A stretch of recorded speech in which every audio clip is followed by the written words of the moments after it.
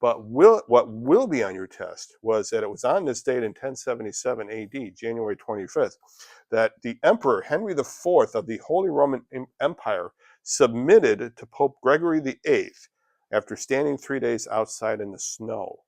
This was speaking. I just had to do that one today. See, because they had this tiff going on over succession, or I'm not exactly sure, and so the Pope had excommunicated Henry the Fourth, and so Henry the Fourth said, "I don't care, excommunicate me." Then all of a sudden, people were going, "Wait a minute, you can't do that. You can't be excommunicated and be part of the Holy Roman Empire." And so they tried to work it out, and so finally, Henry the Fourth came, and the legend is he stood outside the window of the Pope in the snow for 3 days before Pope Gregory decided that he would uh, forgive him and reinstate him to the church. It was on this date in 1327 that Edward III became the King of England. Edward III. There is no Shakespeare play about Edward III. There is another one. I forget the Christopher Marlowe play about Edward III. But Edward III was the king for 50 years. His son was the Black Prince, who died, and then his son, the Black Prince's son, became King Richard II. And then it was King Richard II, and then it was Henry. And there's a slew of Shakespeare plays about all of those guys, but none about Edward III, who, again, 50 years as the King of England. Today is Robert Burns' birthday. Any Scottish poetry fans? Robert Burns. He wrote two very famous poems that you've heard lines from. One of them is to a mouse, and in that one has the line, "The best laid plans of mice and men often go astray." That's a Robert Burns poem. The other one was "To a Louse," which is an interesting poem because it's a short 5-6 stanza poem. And the setting of it is there's a man sitting in church behind a woman who has this very outrageous hairstyle. And on the hairstyle, on her hair, he sees a louse, you know. Okay, computer's not, what's it not doing here?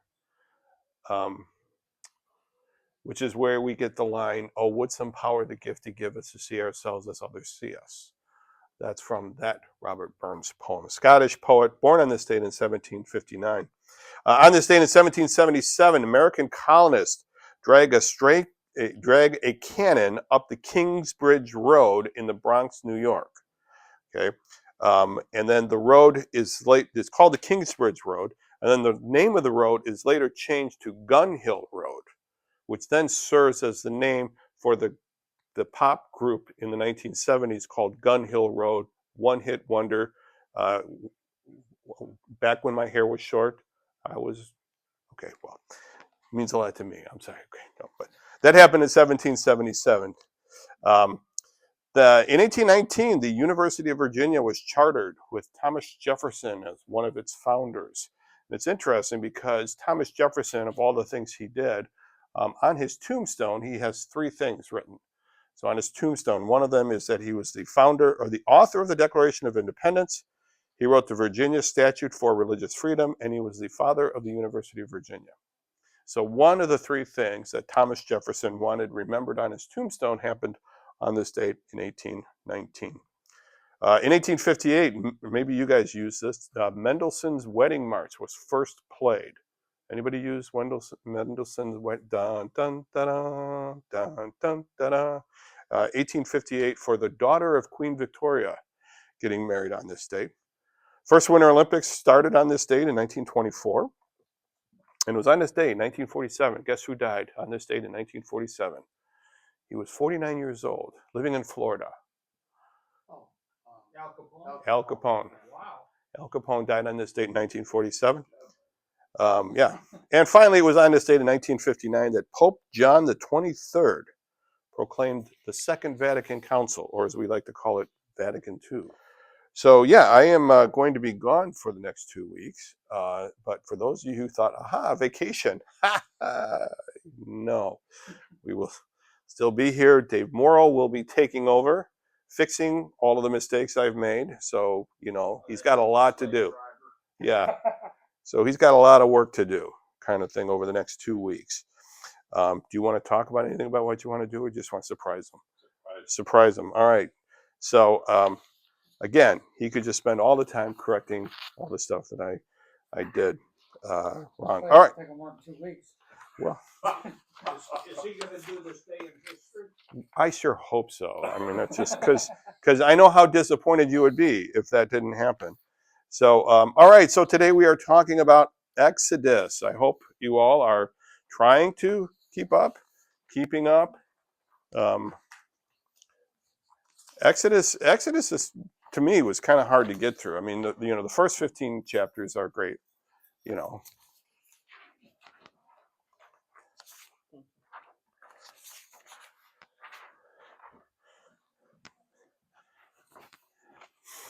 But then, getting into some of the details about, the equipment and what the wood is supposed to look like in the tabernacle is, it's hard to follow at times. But again, as you go through and read them, just check the box, and so at the end of the time, and again, if you go and read any other book, you can feel free to again check out. So if you read First John because of Pastor Jarrett's sermons, then feel free to check out First John. If you read, I believe he's going to do Acts next. So if you read Acts for that, feel free to check out the book of Acts. And then for me, you won't have. You've got 2 weeks to catch up if you have not made. I mean, I don't know what Dave, or the slave driver, as we like to call him, is going to have you guys doing. But we'll become. You be assured of, you don't want to miss it. Yeah, come back. We'll be doing Numbers and Deuteronomy, and then get into the historical books beginning with March 1st. All right, so today we're going to talk about Exodus, or as I like to call it, the Pentateuch, Part 2 of 5. Because if you're looking on your handout, I lost the handout that I handed out, or that I filled out. This could be trouble. Better find that. Oh, there it is. One of the books that I use a lot in a thing like this is this one. It's a survey of the Old Testament. It's the first edition by Andrew Hill and John Walton. Both of them, at the time they wrote this, I believe they were both at Wheaton, or they might have both been at Moody. A survey of the Old Testament on the Old Testament side. The New Testament side is different book. But one of the things, there's a couple of quotations that I'm just using as points to be made today. And one of them is that the language and content of Exodus also bear or indicates the context that he's using it, that the narratives of Genesis, Exodus, and Leviticus are to be read together as a unified document. Okay, and again, this is from Walton's page 112. And I mentioned this before, that the Pentateuch is seen as a single book by, or it was created as a single book with 5 parts to it. Okay, so the first part is Genesis, the second part is Exodus, the third part is Leviticus, then Numbers and Deuteronomy 4 and 5. Okay, and so perhaps I think the more I was thinking about this last night, I thought, maybe I should do a one-off, create a one-off lesson just on the Pentateuch itself as a single unit, because we tend not to do that. We tend not to. We talk about. We all know what's the Pentateuch. Oh, Matthew, Mark. Listen to me. Genesis, Exodus, Leviticus, Numbers, Deuteronomy. We know that, but to see that as a single book, we say, well, we're Christians. We don't need to worry about the law. But that's how the Jewish readers would have. They talked about the law. Okay, they just talked about the law as a single book. Okay. But it's a unified document. So Exodus really fills in or just follows right after Genesis. The story just continues for the first 20 chapters. Okay, I mean, there's a 400-year break. I get that, but the kind of the pace and the narrative and the style just kind of follows right through. So you could easily step back and say, well, okay, the action is Genesis 1 through Exodus 20, and then you have the creation of the tabernacle in the second half of Genesis, and then in Leviticus, in Exodus, then when we get to Leviticus, we talked about the rules given to the Levites and the different feast days and the different sacrifices. Okay, so it all kind of fits together when you step back and say, oh, okay, this all fits together in a bigger part, a bigger piece. Okay, the title itself comes from a going out, the idea of a going out, an exodus, right? An exodus, exit. Okay, has anybody seen the movie Exodus? Anybody read the book? I've done both. Read the book. I was doing a deep dive into. I do this on occasion. Suddenly, I get interested in a topic, and suddenly I'm reading a bunch of books on it. So I got, I think it was Theodore Herzl, caught my eye one day, and so next thing you know, I'm reading all of these books about the creation of Israel and Exodus and the book and the movie. This is going to come as a shock to many of you. The book and the movie are somewhat different. I'm watching it going, that doesn't happen in the book, kind of thing. Both of them are fiction. I mean, there's some, it's one of those fiction based on truth kind of ideas, getting back to our concept of Job when we said, fiction based on fact. But the title comes from the idea of going out, but the Hebrew title of the book. So if you look at it in the Hebrew, the title is "These Are the Names." So what book are we in today? So we're going to be going through the book, These Are the Names. And that just comes from the first line, These Are the Names of the book of Exodus. Starts off Exodus 1:1. These are the names of the sons of Israel who went up to Egypt with Jacob. So again, it transitions right out of Genesis, because you remember in Genesis ends with Joseph's bones being brought back to Israel, and Israel being buried, and Joseph being buried, and everybody going no, not Joseph's bones, Israel's bones being brought back. Joseph later happens. But it kind of lists out, and then we start talking about the story of Moses, okay? So looking at it from a big picture, and I don't want to get too much into the details because that's what the Bible Project will do for us. But the real story of the Exodus is the redemptive work of Yahweh. This is my other quotation from Walton. The real story of Exodus is the redemptive work of Yahweh in delivering Israel from slavery and establishing a unique covenant relationship with the nation. So the real story of Exodus is the redemptive work of Yahweh in delivering Israel from slavery in Egypt and establishing a unique covenant relationship with the nation. So again, the Bible is a book about God, okay? When it all comes down, it is, and so every book tells us something about God.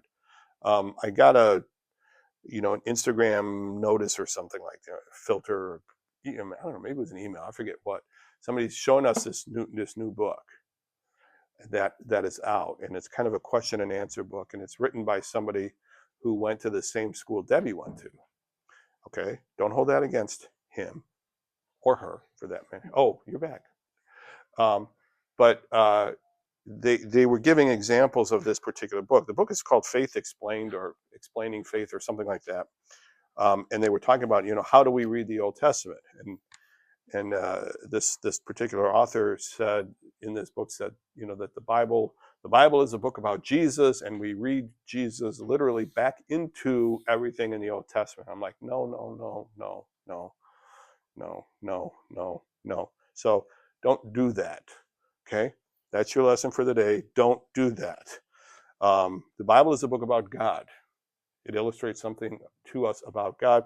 And here in Exodus, we see God's redemptive capabilities, bringing Israel out of captivity and creating this covenant relationship with them, in a sense, recreating in a broad sense the Garden of Eden. Okay, and that in the sense of, in the Garden of Eden, God was to dwell in the midst of the people that he had created. And so by the end of Exodus, God is dwelling, or has set up the circumstances for how he could dwell in the midst of the people, kind of thing. Okay. The author, Moses. Now, again, remember when we talked about we talked about Leviticus and Genesis. Genesis and Leviticus don't have any authorial claim, whereas Exodus does. So in Exodus chapter 17, God tells Moses, take up a pen and write this down. Okay, whatever it is he's talking, make sure you write this down. In 24, 34, the three different references in Exodus, there's an indication that Moses is the one doing the writing here. Did Moses sit down and start one day and say, these are the names, and start listing them off and write, through? Probably not. It's probably similar to Genesis, that there were accounts. Okay, he wrote out what happened on, okay, let me tell you the story of what happened in Egypt. Okay, let me tell you the story, kind of thing. And then somebody later on put it together, okay, and said, this is how this works. Services started. Every once in a while during the school day, lately, Josh decides to test the music. Okay, so you can imagine there's an English class in here taking a test, and all of a sudden, Josh is up there playing the music, testing the speakers. And so the principal has to run down the hall and say, hey, speakers work, okay, just so you know. But be that as it may, I'm sorry, just heard that. And okay, so the author is Moses with help. Okay, so again, I don't think, remember when we talked about dispensationalism, and we talked about, literal interpretation of the Bible, and I said, nobody really does this. Okay, nobody really follows a strictly literal interpretation of the Bible. And I don't think anybody really dies on the hill of Mosaic authorship of the Pentateuch, meaning Moses wrote every single word and arranged every single word. And yet, so it's a straw man. It creates a straw man argument, so that people who are opposed to any sort of Christian literature at all say, oh, well, Moses couldn't have written this because here it says about Moses' death. That's in Deuteronomy, kind of thing. And then, if you're going to die on that hill, then you got, well, God could have said, he could have predicted, and it gets really weird. And I'm like, nobody really supports that. No Bible scholar really supports that. But whatever. Moses is clearly the source. Moses is the major writer. Moses is certainly credited, and is certainly the main character for the first half of the book itself. When did the Exodus take place? Okay, so when did the Exodus take place? Because that, of course, kind of drives when the book was written and who the book was written for. Okay, so there's two kind of views as far as when Exodus was written. There's the early date, okay, which is somewhere in the 1446 to 1437. Again, it's BC, so the years go the other way. Okay, before Christ, and the pharaoh there would be Amenophis. Okay, the early date, or there's a later date. The later date is 1350 to 1225. The pharaohs there would be Tut, as in King Tut, at the start of the story, and Ramesses at the end of the story. Okay, and the difference is, so what's the difference between the two? Well, if you look at the two verses I give there, First Kings 6:1, and I'll just turn there for a second to kind of give you an idea. And there's a lot of ink spilled on this, as far as whether it's the early date or the later date. I'm comfortable with knowing that it happened and that God did it, okay? But it says in chapter 6, verse 1 of 1 Kings, talking about Solomon building the temple, it said, in the 480th year after the Israelites came out of Egypt, in the 4th year of Solomon's reign, 2nd month, he began to build the temple of the Lord. So there's a very specific date there given to say, okay, we've done the math, and it's been 480 years since the Exodus. So from there, so if they can date something in Solomon's reign, which they can, then you go back and say, okay, well then this must have been that. Okay, and that's how you get to the earlier date. So the earlier date requires taking a literal look. Okay, 480 years is 480 years. Okay. The other, let's see, where is it? In Judges 11:25. I'm sorry, Judges 11:26.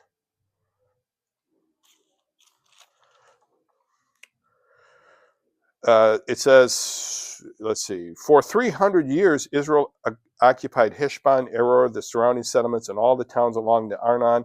Why didn't you retake them during that time? There's a conversation going on there with Jephthah, one of the judges, and he says, "Well, this is for 300 years." And so you look at that year given and say, "Okay, well, for that to be true, et cetera, we know based on other passages."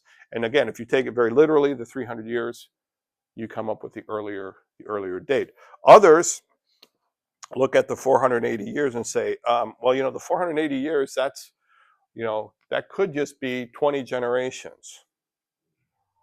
Maybe that's how they just refer to 20 generations, or 20, depending on how long you want to make a generation, right? 20 times 24 generations.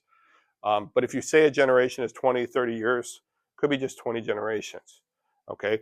It could be a general number. The idea, again, 480, okay? It is specific. It's not as specific as 483, okay?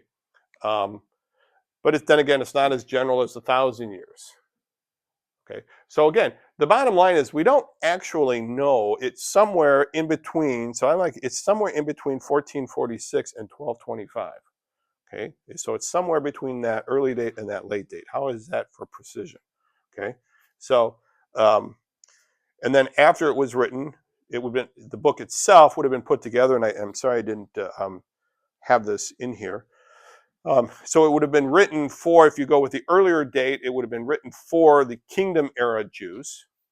And if it's a later date, generally it's believed that the purpose was for captivity era Jews.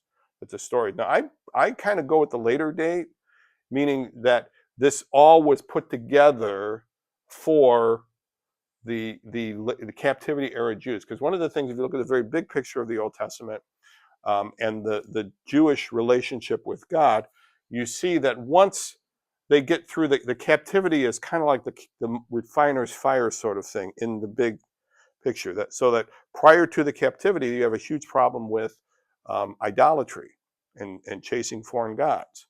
Whereas once they get into the captivity, they coalesce, and that isn't as much a problem when we get into the New Testament. Okay, things like the Pharisees come up and the Sadducees, and you have the law. And I think at that point they put the 5 books together and said, okay, this is our identity.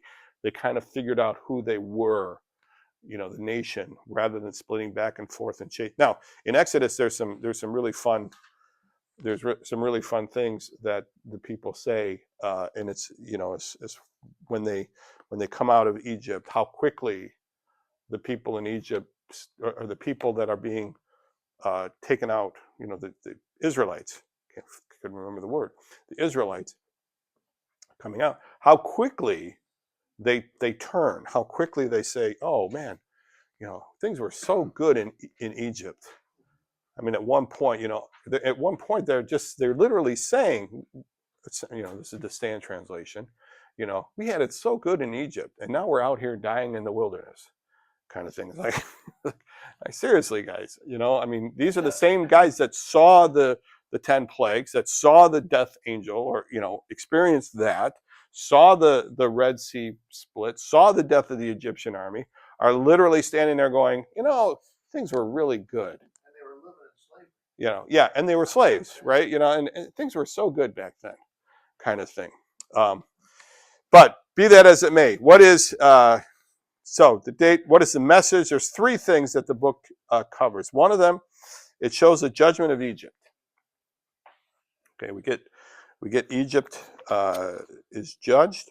We see the deliverance of Israel from slavery, and we see the establishment of Israel as God's chosen people. Okay, and so again, you have this God sitting down and saying, yes, this is going to be my people, and I want to dwell in the midst of you, and my being holy and you're not, here's what you need to do for us to make this happen.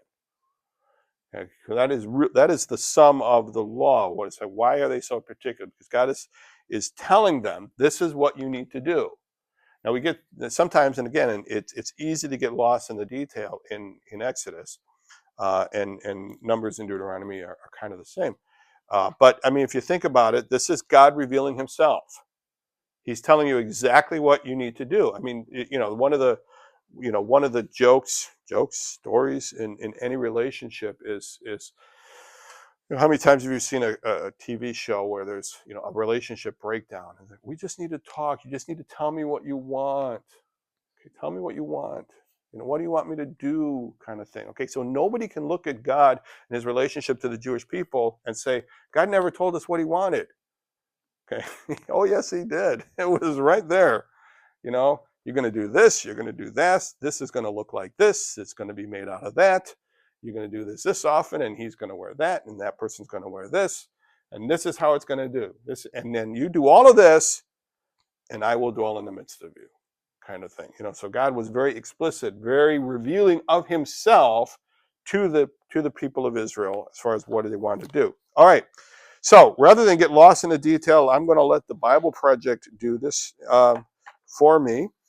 If you remember when we talked about Genesis, I said Genesis has 2 videos, and this is the only one that does. Well, I was wrong. And so I'm not going to say about it anymore. I don't know, because Exodus has 2 videos as well. They're both only about 6 minutes long.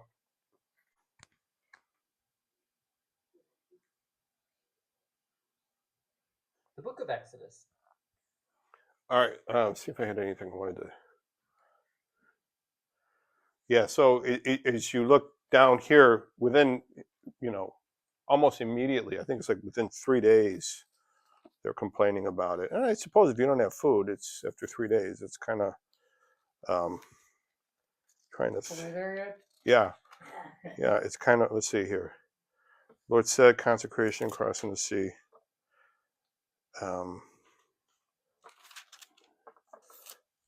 Which is between on the 15th day. Yeah, so chapter 16, verse 3, the Israelites said to them, in the desert, the whole community grumbled against Moses and Aaron. Verse 3, the Israelites said to them, if only we had died by the Lord's hand in Egypt. There we sat around pots of meat and ate all the food we wanted. But you have brought us into this desert to starve this entire assembly to death. Okay.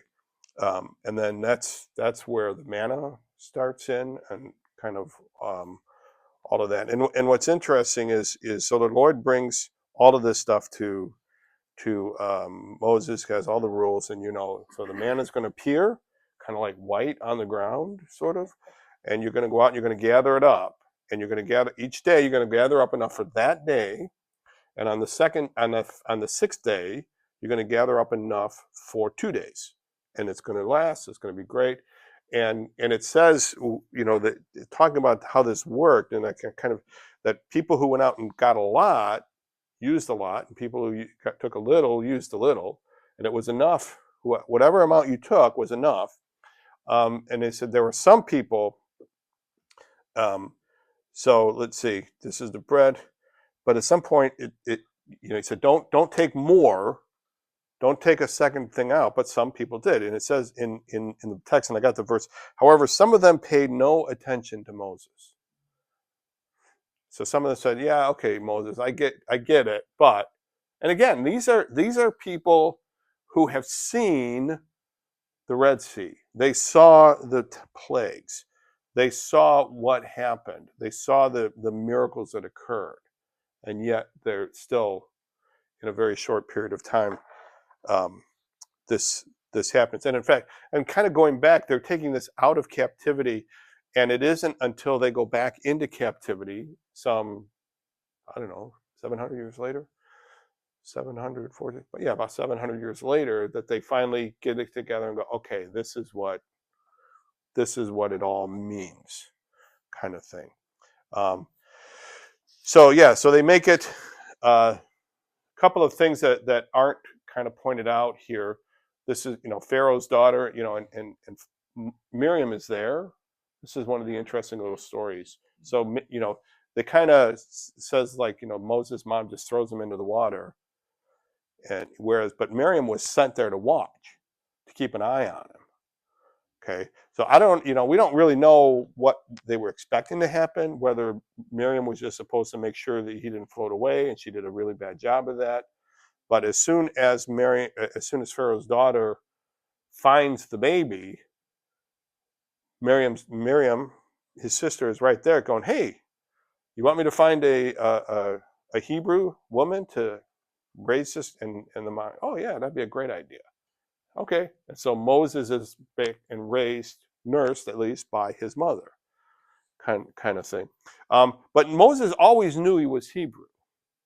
Okay, he always knew he was a Hebrew, because again, there's a story in there that they don't mention where as he's older and he's coming into his own, as you know, he's going to be like the second in command in Egypt, right? Because his brothers, who this is his brother, looks kind of, you know, right. Um, but you know, he goes out and he sees a Hebrew or an Egyptian beating a Hebrew, and so he kills the Egyptian to protect his, you know. So he always knew he was a Hebrew, kind of thing. So it's kind of interesting how that worked. And then, you know, you got the whole going to getting Pharaoh, or I'm sorry, God calling him at the burning bush, take off your shoes, because where I am, this is holy ground. So I could go on and on with this. I'll just move on to the next. All right, a couple things I just want to go over real quick. So there is a basic outline to the book. I mean, there's either, depending on how you know, you have Israel in Egypt, the first 13 chapters, okay, and then you have, and then so, and I think all of us of a certain generation, you know, we've all seen the Ten Commandments, right? The Charlton Heston movie, and that movie has changed me in a way, especially when it comes to movies about Bible characters and things, that I generally don't watch them. Period, because it's not so much anymore because, you know, these kids these days. I don't know, Charlie, have you seen the Ten Commandments? Okay, um, but you know, you talk about, you know, anything, and I told you it's and Dave will back me up here. It's a running joke, so to speak, at any of the deacon board meetings, that if you make a 20th century reference, it goes completely over the heads of Pastor Jarrett and AJ. Pastor Jarrett has now taken to dragging AJ into this kind of thing, because we were just getting on his case because he didn't know this 1995 very important event. And then Pastor Jarrett finally said, "AJ, do you know?" And AJ's like, "No, I don't know." But you know, back in the day when people would talk about this, and like I'm doing right now, you know, they would say, "Oh yeah, just, you know," and they would use the movie to explain, "Oh, you guys remember when you saw Charlton Heston doing this, doing that," and then that becomes the text for you, kind of thing. So I never watched The Passion of the Christ. I have not watched The Chosen. I haven't watched the David story or whatever the show is. Um, I'm not going to go to the theater to watch the David movie, kind of thing, just because it's like, I've got the book. I don't, you know, I mean, I get some people enjoy that, and that's great, but to me, I don't. But so you have Israel and Egypt. Then you have Israel's wilderness trek, which is chapters 13 through chapter 18. And then the last half of the book is Israel at Sinai. Okay. And that's two parts of that story. There's the institution of the law, the 10 commandments, the 52 other commandments, etc. And then the instruction for the tent of meetings, that is the tabernacle.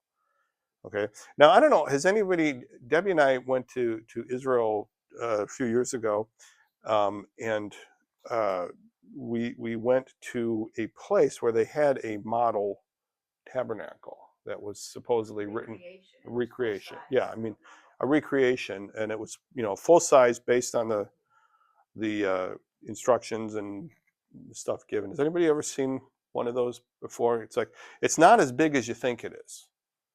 That's the one thing I remember thinking about it. Did you get this? You know, you kind of get this idea, and I've noticed that a lot. Like, I've been in the Sistine Chapel in Rome. I thought, this is not as big as I thought it was. The throne room for the King of England, King and Queen of England. It's like, this is not as big as I thought it was. You kind of have this idea that it's a huge, monstrous, and it's not. It's just, so as you know, the room itself was probably, you know, half this size from about here. The whole thing, the interior part, was just like from here over and from there to the back, about maybe a little longer, but not long, not big at all, rather crowded with stuff.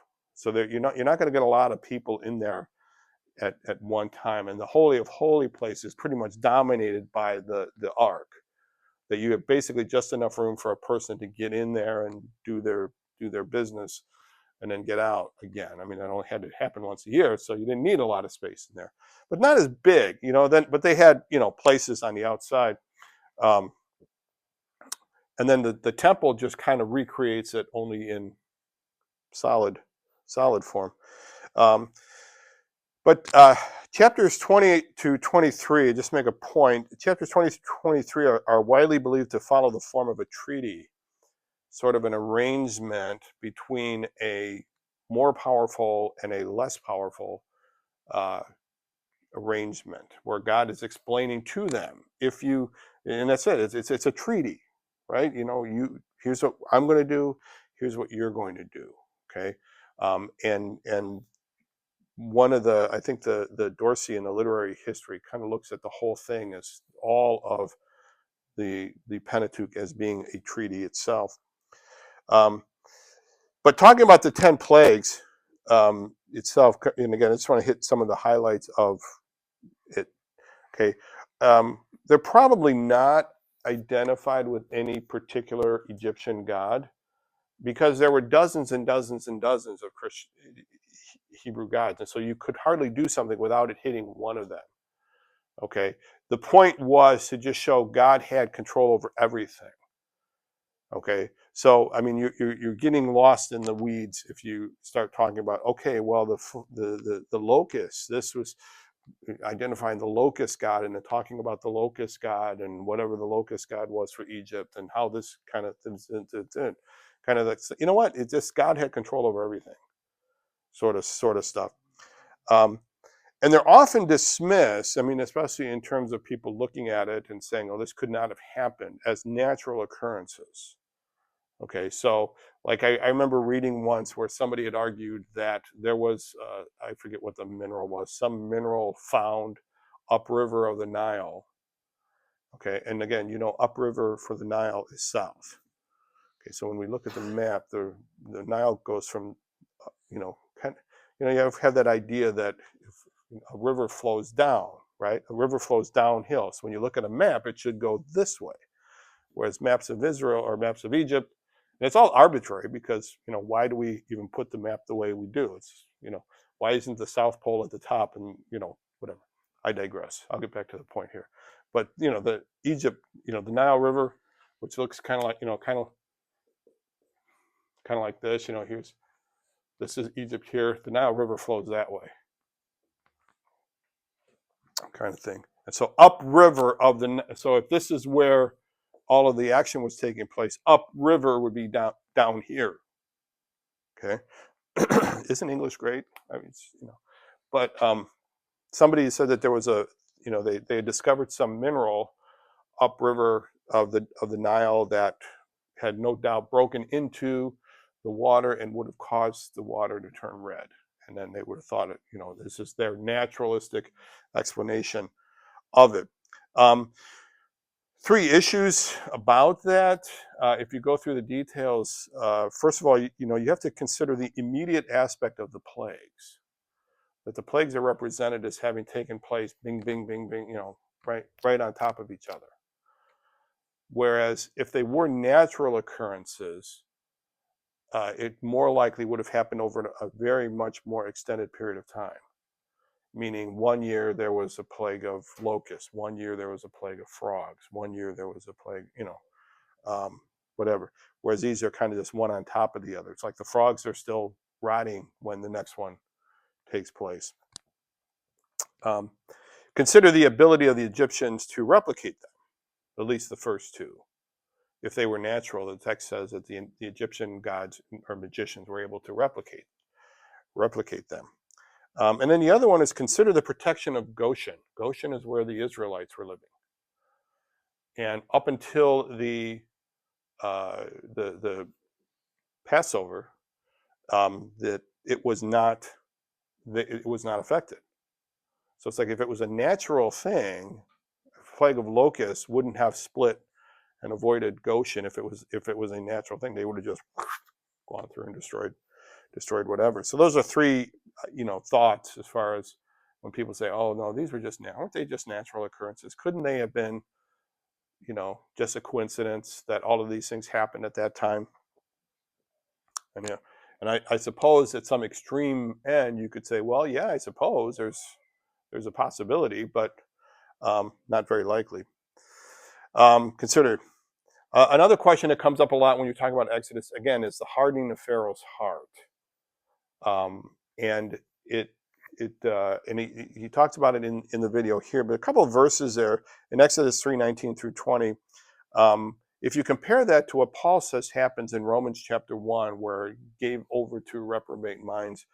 I don't know what the NIV translation is. I'm going to have to look it up. I gave you the verses, Romans chapter 1.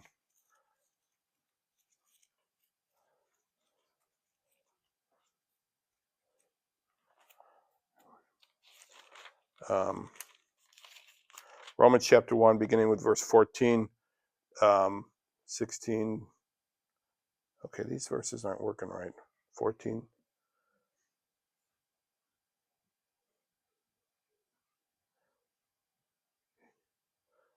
The wrath of God is against wrath of God, etc. Well, starting with verse 18, the wrath of God is being revealed from heaven against all godlessness and wickedness of people who suppress the truth by their wickedness, since what may be known about God is plain to them because God has made it plain to them. So God is doing this through the first 5 plagues. It doesn't say that God hardened his heart. It says that the Pharaoh hardened his heart. Have been clearly seen, being understood, so that people are without excuse. Okay. So although they claim to be wise, although they knew God, they neither glorified him as God nor gave thanks to him, but their thinking became futile and their foolish hearts were darkened. And I think some have looked at what this progression that Paul talks about is similar to what was going on. That God just said, okay, being the omnipotent God, he'd say, okay, well, God allowed this to happen, and so his heart was hardened. The result was, though, because of it allowed the plagues to continue on, so that by the time that the people were let go, so to speak, at the end of the thing, that the Egyptians were happy to get rid of them. And the King James was what they despoiled the Egyptians, where people and Moses says this: go ask your Egyptian neighbors for gold and stuff and they're just giving them stuff to go. Please take it, go, take it, go, kind of thing. The Decalogue, the Passover, both a teaching moment and predictive. So again, there's like this interruption, and if you see the moment, God says to Moses, okay, there's a 10th plague that's going to come. Here's what I'm going to do. Now the 10th plague hasn't happened yet, but he says, now here's what you're going to do. You're going to do this long, detailed dinner, this long, detailed meal with chairs and cups and things. And what's interesting in chapter 12.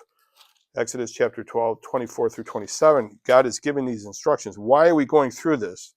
Why are you going through all of this effort? 12, 24 says, obey these instructions as an ordinance for you and your descendants. When you enter the land that, again, it hasn't happened yet.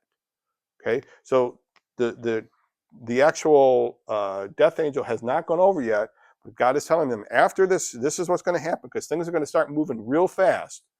But I want you to remember to continue to have this dinner.